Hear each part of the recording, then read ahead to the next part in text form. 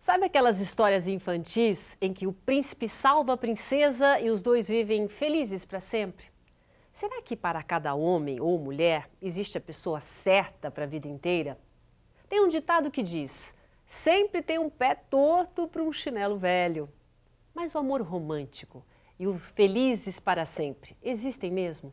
Para nos falar mais sobre esse assunto, o Nossa Opinião Livre de hoje recebe a terapeuta Silvia Gerusa, também autora de alguns livros, outros livros também. E a gente vai mostrar aqui vários livros. Muito obrigada pela sua presença aqui. Obrigada, digo eu, pelo convite. Prazer enorme. São muitos livros, todos direcionados para encontros, desencontros, amor. É isso? Essa é a sua especialidade? Eu sou terapeuta de casal, de família e sou especialista em sexualidade humana. E me interesso muito por relacionamentos, por questões de gênero. Então, é a minha praia, é o que eu gosto de fazer. Independente, né, dessa ser a sua profissão, você fez um estudo, foi a fundo, já que esse é um problema, né, de vida de todas as pessoas. Tem sempre alguém que sofre de amor ou não sofre de amor, ou tem um relacionamento, tem problemas. Quem não tem, não é? Mas você foi a fundo na pesquisa do amor romântico, no sentido de estudo mesmo. Você estudou desde o começo, desde aquela época que a gente nem existia ainda, desde o mito. Vamos falar um pouquinho desse estudo.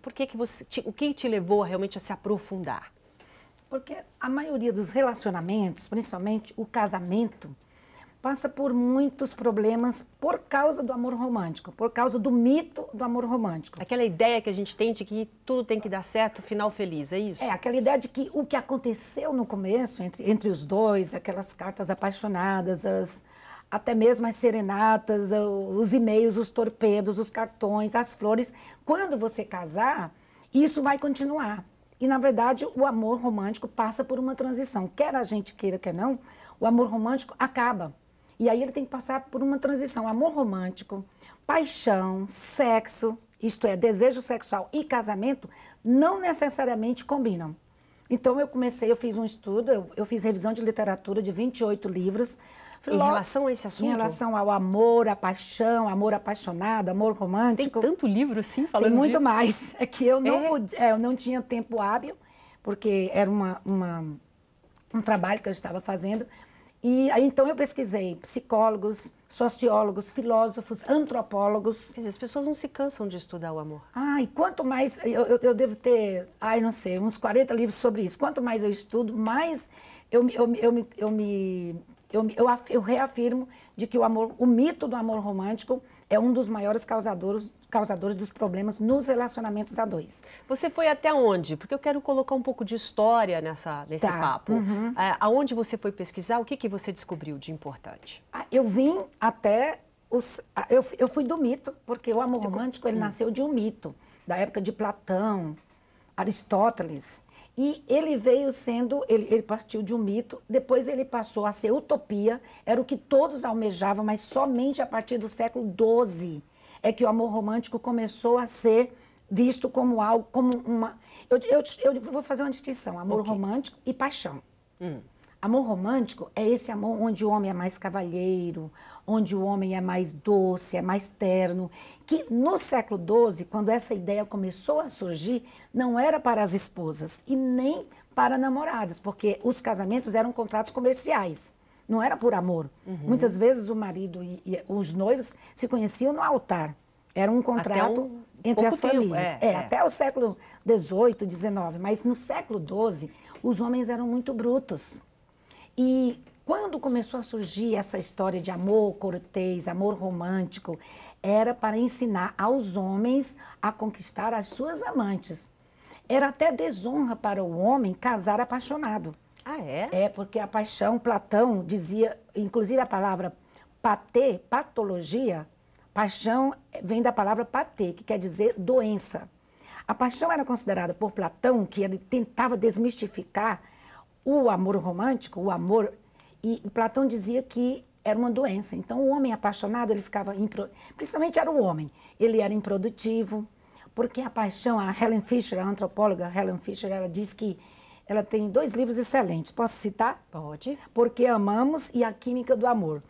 E eu estudei muito ela, e ela faz pesquisas com 2.000 pessoas, 3.000 pessoas, 4.000 casais. Então, ela fez uma pesquisa e ela vê muito amor dentro da biologia, dentro dos hormônios.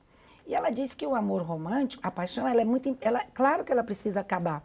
Ela dura mais ou menos 2 anos e meio a 3 anos para a nossa tristeza. De paixão, o estágio de paixão. Que mexe com o corpo. Com tudo. Você tem taquicardia, você treme quando a pessoa toca na sua mão, quando a pessoa vem conversar com você, você fica excitado, fica um improdutivo. descontrole, no caso que Platão falou. Chega a ser uma doença. Tal descontrole que ele classificou como uma doença. E isso não é bom para a sociedade. Então, claro que isso passa. E aí, é aí que reside o problema. Tem o sociólogo Zygmunt Bauman, que escreve muito sobre amores líquidos, vidas líquidas, que hoje os relacionamentos estão líquidos por causa da internet, por causa do mundo virtual, mas também por causa que as pessoas querem ser felizes. E elas acham que se apaixonando, isso vai lhe trazer felicidade. Mas todo o histórico da paixão, século XII, XIII, XIV, século XVI, quando apareceram os trovadores no século XVI, Ovídio, que é um orador romano, na época de 300 e tanto depois de Cristo, ele escreveu um livro, A Arte de Amar. Mas é interessante, ele escreveu não para maridos, mas ensinando aos homens como conquistar as suas amantes. Muitos anos depois, muitos séculos depois, esse livro foi usado para os maridos. Mas antes, até o século XIX, o casamento não era por amor. O casamento era uma instituição social. Por que o amor começou a ser visto como algo bom e algo a ser almejado a ponto de se casar? Em que momento No século XIX. Porque a política não dava mais conta, a economia não dava mais conta, e aí a única maneira que a sociedade, que sociologicamente o homem e a mulher poderiam encontrar alguma, eu diria, satisfação, era se voltassem para o individual. E como isso, aí o amor virou uma construção social. As mídias, as músicas, os romances. Você está falando mais recentemente. Século XIX. Mas no século XVI, haja vista Shakespeare, haja vista os grandes poetas que cantavam esses amores, mas eram sempre para os amantes. Nunca para um casal que na época... Não, nunca para o casal. Inclusive, no Oriente Médio, os homens casavam, tinham as suas esposas, mas eles também eram permitidos por lei ter concubinas. Então, quando eles tinham filhos, paravam de ter relações. Por quê? Por muitos anos, o casamento foi visto somente como um instrumento para se fazer sexo e para se procriar. Não tinha nada a ver com amor. Nada a ver com amor, nem com paixão. E nem podia, né, no caso? E nem podia. Pelo contrário, a paixão, ela é vista como sofrimento. Se você analisar a história de Tristão e Isolda, eu falo isso muito no meu livro, que eu analiso a história, as lindas histórias, Tristão e Isolda. Só para rememorar, Tristão e Isolda... Tristão e Isolda era um mito também, em que ele se apaixonou por uma mulher que ele havia ido buscar em um outro país para o seu rei, só que uma poção mágica, isso aí é um mito que explica a paixão. Ele colocaram uma poção mágica no olho dele e no olho dela para quando eles se acordassem. Na verdade, a poção não era para cair no olho dele, era no olho do rei. Quando Isolda acordasse, depois de atravessar um mar, para ver o seu futuro marido, ela se apaixonaria por ele. Mas a pessoa... Como se fosse uma poção mágica. Era uma poção mágica mesmo. Então, quando ela abriu os olhos, a primeira pessoa que ela viu foi Tristão. E Tristão a viu. E os dois se apaixonaram e fugiram. E aí eles foram perseguidos pelo rei.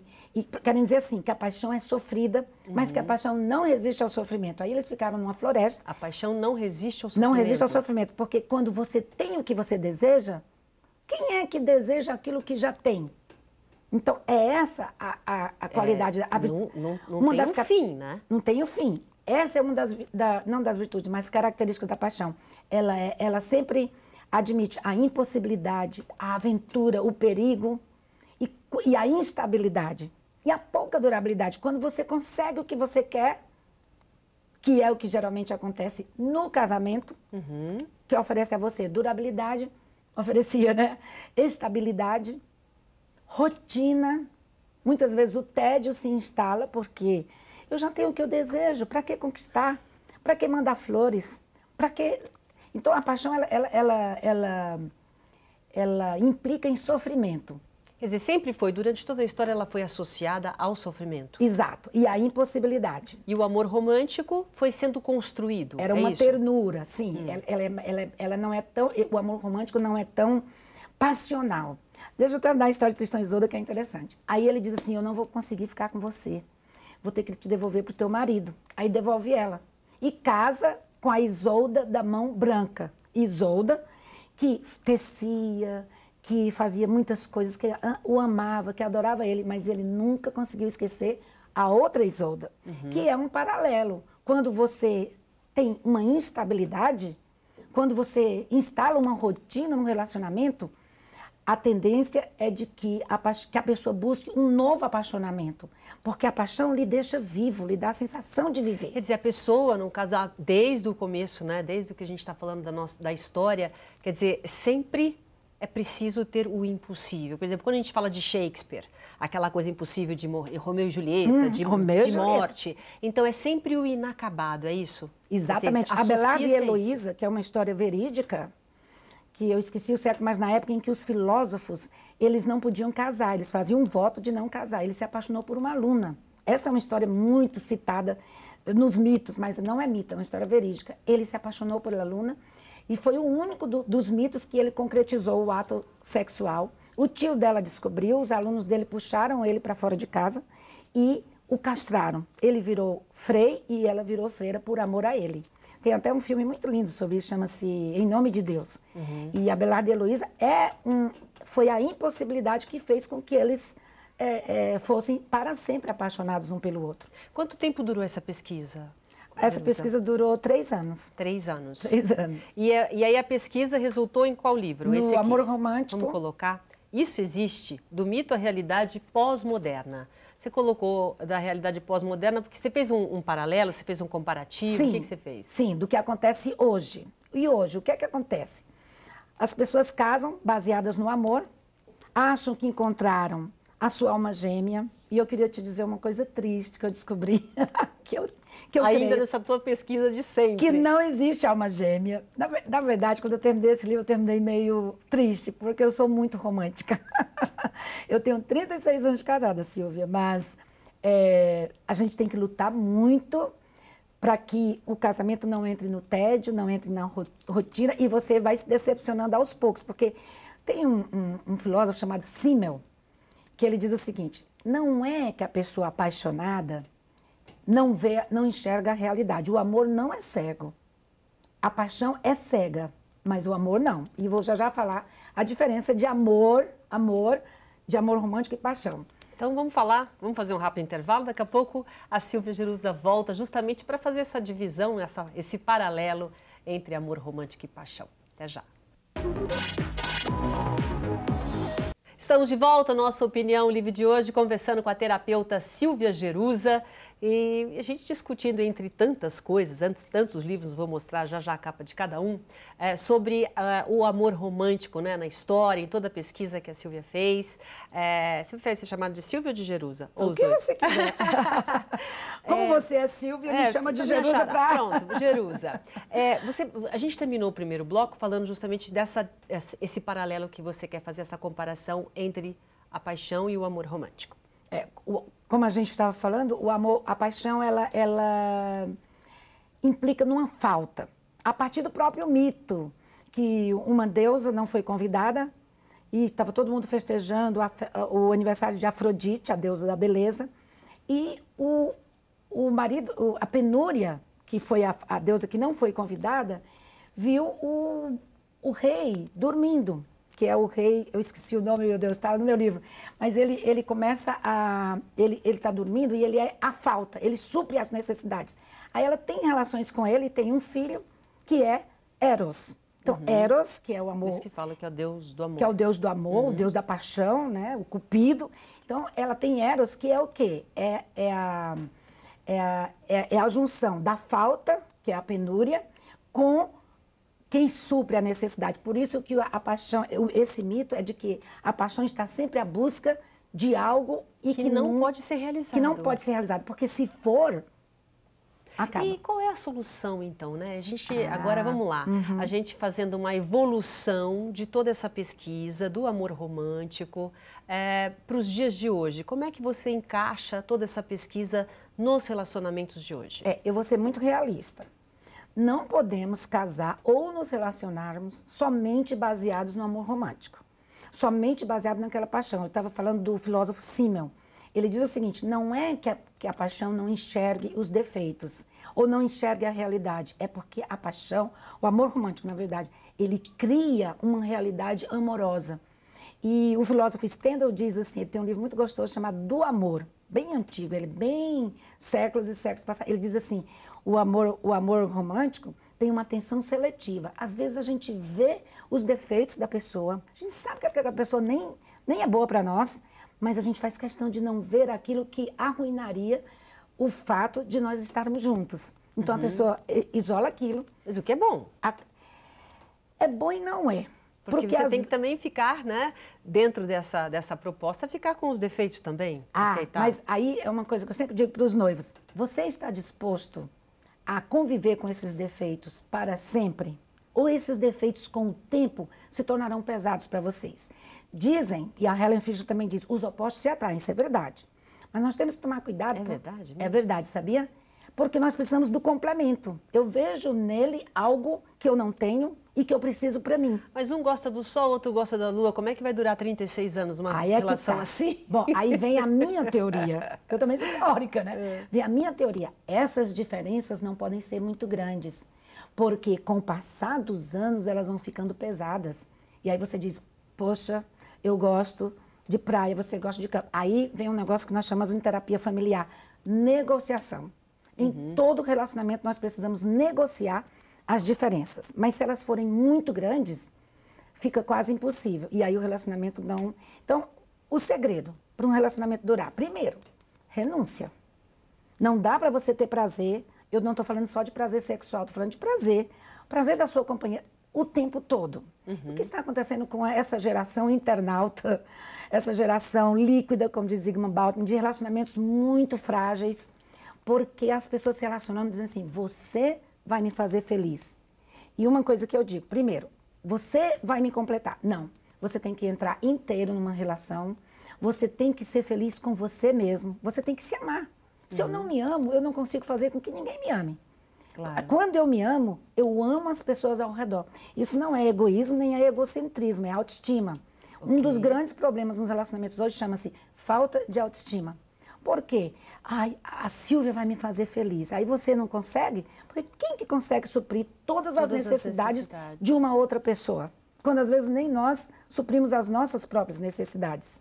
Quando você trabalha especificamente com casais, com isso, quer dizer, existe aí também uma coisa de experiência pessoal, o fato de você ter um relacionamento de muito tempo dentro da sua pesquisa, das coisas, da forma como você levou a sua própria vida, existe essa experiência também quando você lida com os pacientes? Porque assim, se fôssemos ver os lados das diferenças, dos sofrimentos, das decepções, dos desencantamentos, eu já estaria divorciada. Mas tanto eu quanto o meu marido, nós escolhemos renunciar perdão. É uma palavra que hoje está em moda e que há muito tempo já se dizia, seja uma pessoa perdoadora. Que a pessoa diz, não, fulano fez isso comigo, eu vou deixar. Eu vou procurar a minha felicidade. Não, talvez a sua felicidade esteja com essa pessoa. Eu ouvi outro dia assim, né, o futuro não existe, porque ele se desloca, né? Quando você consegue chegar no seu objetivo, você sempre quer mais. E assim é com a paixão, né, que a gente está falando, com o amor.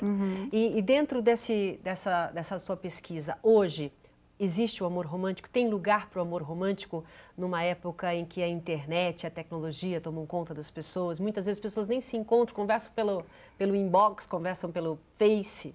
Você sabe que existem duas coisas sobre relacionamentos pela internet. Uma boa e uma ruim. A boa é que muitas vezes a pessoa se apaixona. Eu acho super importante se apaixonar. E eu acho que amor romântico tem seu espaço. Mas tem que lutar pelo amor romântico, então, exato. Né? Todo amor vem do amor romântico.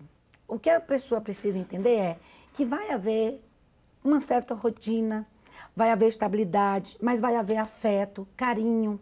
E a valorização, respeito, isso é muito importante, principalmente quando você vai ficando mais velho, porque você sempre vai encontrar pessoas mais bonitas do que você, mais inteligentes e mais ricas. Eu não posso me basear, eu preciso me apaixonar de novo. Mas e aí? E aquela história que você construiu com aquela pessoa e que tem uma serenidade ao lado dela? E como é que faz com a fidelidade também? Quer dizer, quando entra nesse tempero, é possível ter um amor romântico com fidelidade, Você com traição? sabe que o amor romântico é muito responsável pela infidelidade? Porque as pessoas às vezes se apaixonam não pelo outro, mas pela paixão. Por aquilo que aquela pessoa lhe proporciona, a aventura, E aí quando o tédio ou a rotina se instala, e também, eu vou dizer uma coisa que as mulheres vão me odiar. As mulheres também, mesmo nós estando num tempos tão modernos, você não vai acreditar, a quantidade de mulheres cheias de tabu, cheias de não me toques. Então, o homem, ele quer uma mulher para ele apresentar em público, que seria como se fosse a imagem da mãe dele, é a mulher que eu posso apresentar em público, e ele quer aquela mulher do privado, onde ele pode ter prazer. Às vezes o homem...